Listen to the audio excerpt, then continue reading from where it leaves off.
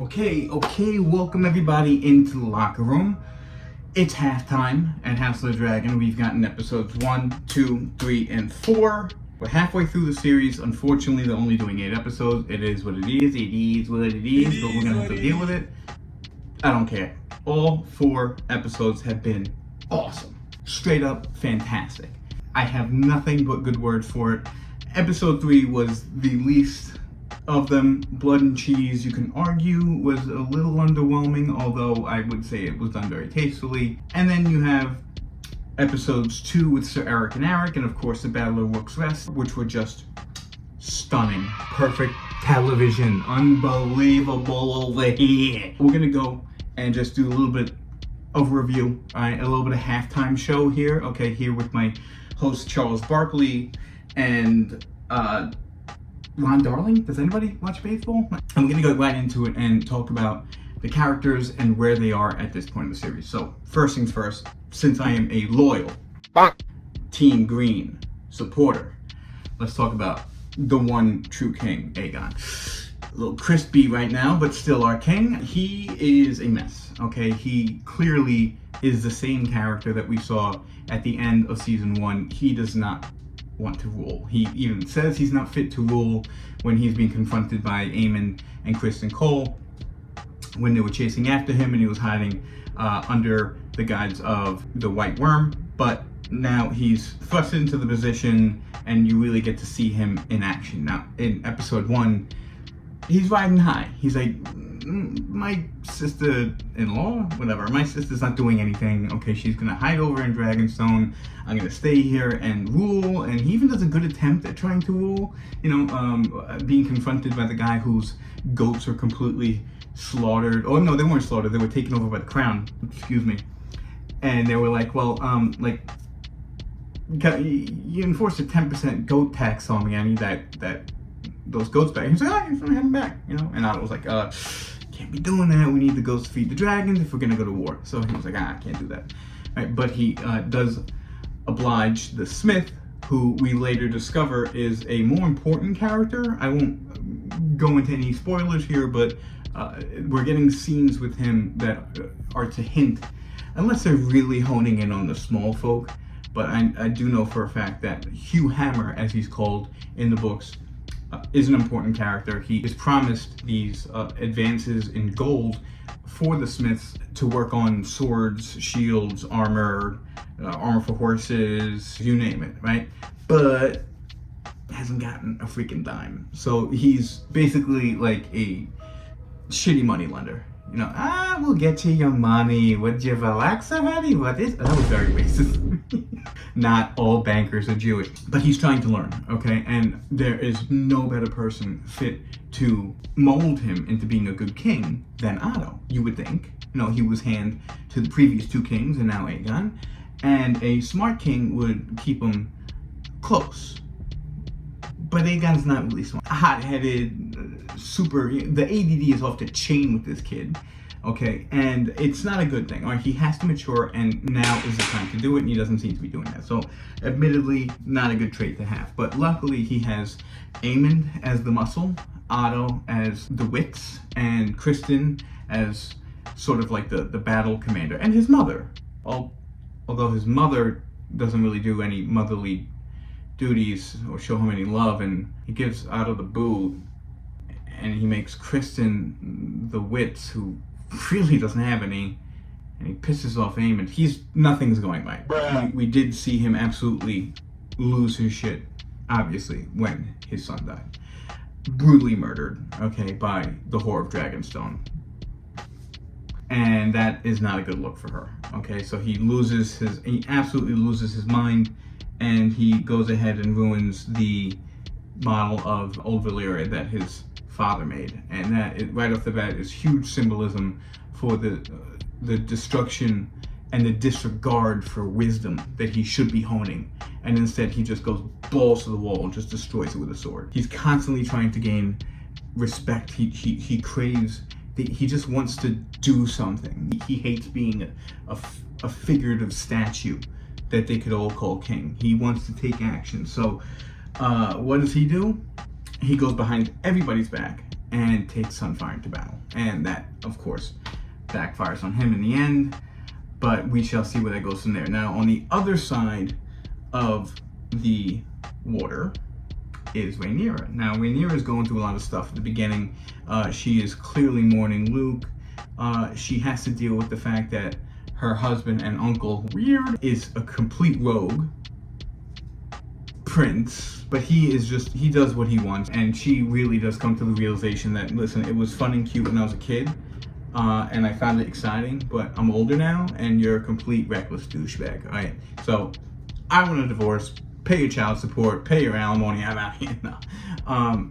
He bounces and he heads to Harenhole to claim the castle in her name, which literally means nothing if you don't have an army, okay? It's like getting the biggest house on the block and filling it with nothing, like a Lego set and a couch. He is really a thorn in her side. She really takes a hit when the whole blood and cheese things happen. It is a PR disaster for her. Okay, everybody's calling her King Maegor with teats. Absolute monster of a king. She tries to find herself a lot. You know, she's out looking for Luke. She needs time to herself. She locks herself away in her room to grieve. She goes on this suicide mission to try to talk sense into Allison. Like Allison has any control over anything at that point, and say, listen, please, can we not do the whole violence thing? And she's like, yeah, the armies are kind of on their way, and we just, what's that? Yeah, we took Duskendale like 10 minutes ago. I just got the text from my boo, Kristen. She eventually just goes, you know what? I have to send a dragon out there. And of course, she sends Rhaenys to spare her children, to spare Bela, to spare Daemon and other people. She seems to be the most expendable, which ironically is the best dragon outside of Caraxes that they have fighting-wise. So when they lose Rhaenys and they lose Meleys, they lose a absolutely wise quasi-hand, right, on the council that does her best to calm and quell the other members of their council when they start going apeshit and get just completely reckless and restless. She's there to kind of calm everybody down and put everybody back on the straight and narrow. That's gone, right? And her literal nuke, right, that she was gonna use is gone. So they're in a bad position by the end of episode 4 at halftime. But speaking of that side of the aisle for the Blacks, Daemon, as we talked about, went to take over Harenhole, and some crazy shit's happening to him. He is hallucinating out of control. I don't know whether it is the literal fact that the castle is haunted, or if he is a dreamer. He is seeing visions, mostly due personally to a woods witch. Some people call her. Questionable what Alice Rivers is, but it's not something definitely happening in his head that I think she is responsible for. A lot like Melisandre, she's able to bind people to her will through magic, and that is definitely going on in his noggin as he's seeing constant visions of Rhaenyra when she was younger, constant visions of the actions that he knows he's responsible for, where he definitely fucked up, like the beheading of baby Jaehaerys. And the fact that he always has like this inner insecurity that he should be king, and she is just playing on that, just completely just drilling it in him. So that's really cool. But he's trying to get Riverlords by his side.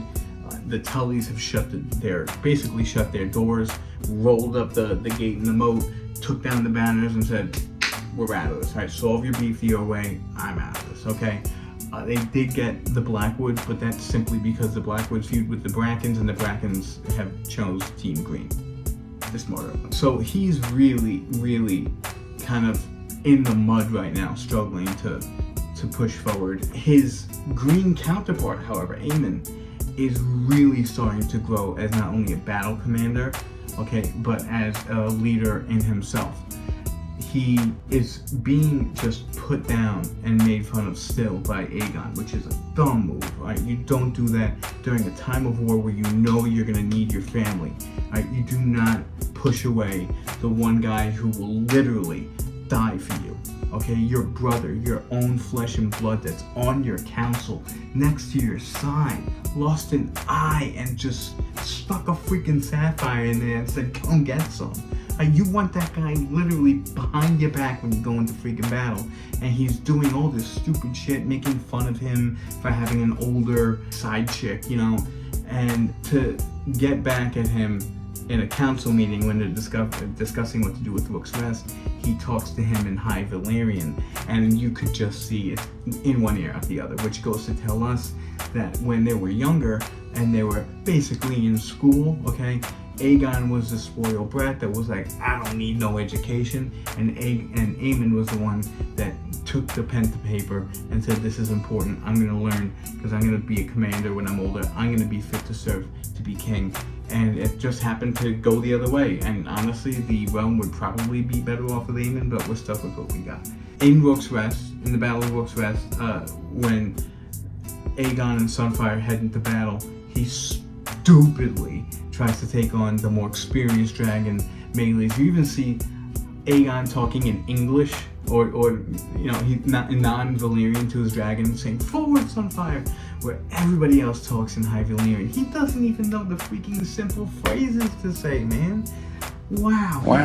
I gotta tell you, I love him. He's my king, but dude, he needs to like retake high school or something again. He needs to go back and get an education on how to be a king. Bring Otto back. Right, he'll straighten you out. The way he got rid of Otto was terrible. And to give it to Sir Criston, which we'll get into right now, is a terrible move. Granted, Rook's Rest and the plot that him and Aemon came up with was unbelievable. A brilliant battle move. But the dude's just he's a disgraced, smart commander.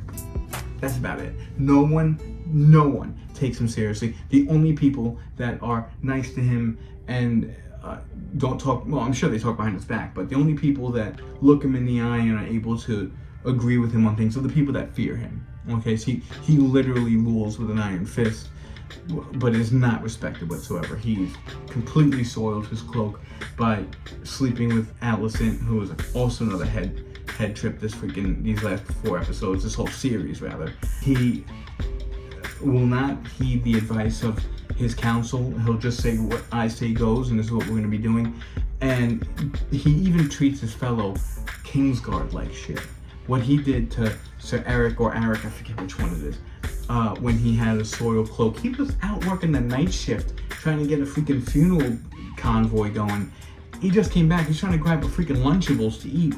And the dude's like, no, you're going to do it now. Clean your white cloak. It's the only thing to our name. The purity of that white cloak is literally portrayed by its whiteness. Get a whiter one right now. Says the guy freaking banging around, not giving a shit about his freaking notes. Can't stand him, but the character is phenomenal. You know, there's a difference between is there a good character or is he a good character? You know what I mean? He's an absolutely fascinating dude.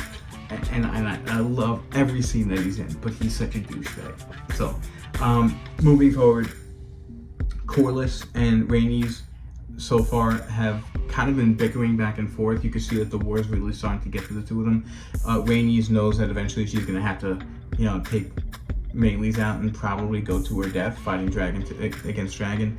And she even finds out that Alan, one of the shipwrights that saved Corlys when he was drowning, is his bastard. He calls him comely, and they even have like a little chat about the succession of their house, and you can tell that she dies a little bit inside, but she is such a strong badass woman. Corlys, on the other hand, is starting to get a little impatient. You can see when he goes into the council meeting in episode 4 and sees what it's just become without Queen Rhaenyra there, or the fake Queen Rhaenyra, he just completely loses it. Like, you're all out for power for yourself, you're disrespectful, you can't stop talking. It needed leadership. Corlys there is a good thing, Rhaenys there is a good thing, but now that Rhaenys is gone, Corlys, I'm sure, is going to be ripped to shreds. He's going to blame everything on Rhaenyra, and that's going to go south pretty damn fast. Very quickly, let's talk about Allison. So far, she hasn't had to show her feet. Kind of a bummer. Love feet, big foot guy, no shame in it. But she seems to be getting on the reg with Criston now. So as someone that's such a pious Faith of the Seven devotee, such a hypocrite, right? Like, even when she takes baths now, right? She scrubs herself, feeling so dirty that she's become the woman that she's become. And she's not even taken seriously on the council anymore. By episode 4, she's not even, I don't know if she's not invited to the council meetings or she doesn't bother going, but it is just a train wreck with that woman, okay? And does not know how to be a mother to her children, right? She sympathizes, right, with Helena, who is on her own plane of reality, especially after the blood and cheese thing. But Aegon needs a mother. When he sits there and goes, "Mother, what would you have me do?" and she goes, "Nothing." You know that breaks his heart. And she says it anyway because she's such a selfish mother. It is what it is. Eminem had to deal with it his entire life. So could you, Aegon. Grow some balls. Let's move forward. We talked about mostly everybody important. We've met a lot of new characters. A lot of the dragon seed, like Alan and Aaron, whatever, the two black dudes that's Corus and bastards. Hugh Hammer. We even get a look into Ulf White, who's like the life of the party. He comes into O'Neill's bar and is like, "Hey, over here, over there. Jaeger bomb.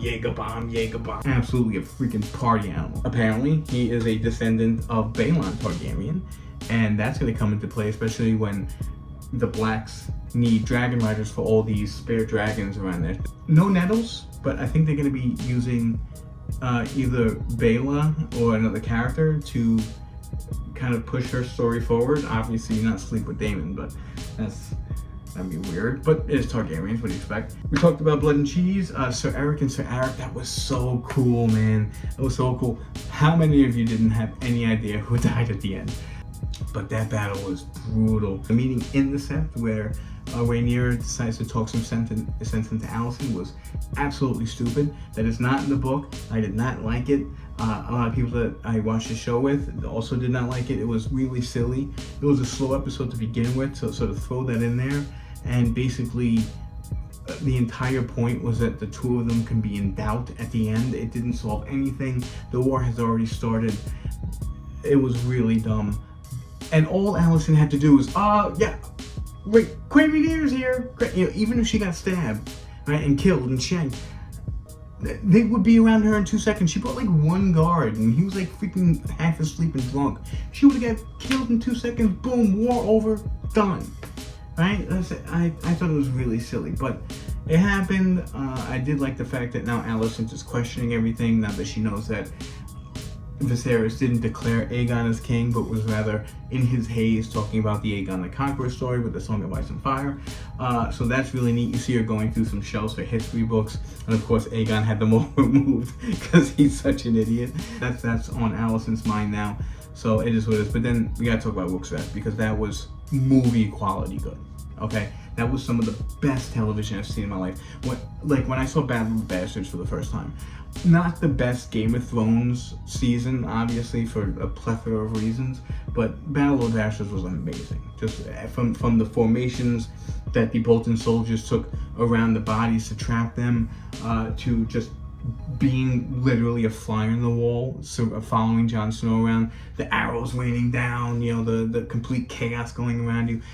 Same kind of sense with this, only from a Dragon Rider perspective. You know, what do you do, Dragon Rider going against Dragon Rider, right? Especially when you're literally fighting another freaking dragon, you know, and you look over to your right and Vhagar is freaking about to blast a big giant ball of black flame at your ass.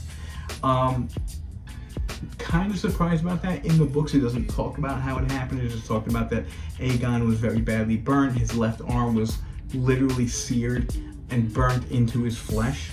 But after that, he gives in to the milk of the poppy. Spoiler shit.